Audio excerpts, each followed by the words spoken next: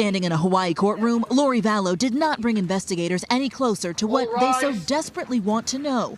The whereabouts of her two children, 17-year-old Tylee and 7-year-old JJ, missing for nearly 6 months.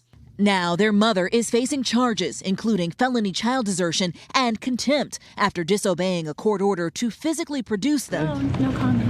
Prosecutors say soon after her children were last seen in September, Vallow left Idaho and came to this small Hawaiian town, where she married Chad Daybell, who is not wanted by police. Vallow is now being held here on $5 million bond. Clear on the record, Ms. Vallow, should you bail out, you are to surrender immediately upon bailing out any passports that you may have. Newly released court documents show Vallow told investigators her son was in a friend's care, but that friend told police Vallow told her to lie. From JJ's grandmother. What kind of mother does that? A mother, the only word that is coming to my mind right now is a monster. Woodcock says she and family are worried Vallow is part of a doomsday religious group. Her husband Daybell has published several books on events leading up to the apocalypse. Now police say they are investigating the deaths of both Vallow and Daybell's former spouses, as well as the death of Vallow's brother.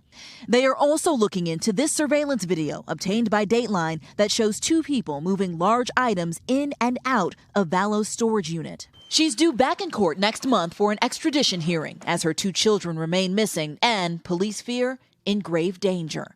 Blaine Alexander, NBC News. Hey, NBC News fans, thanks for checking out our YouTube channel. Subscribe by clicking on that button down here and click on any of the videos over here to watch the latest interviews, show highlights, and digital exclusives.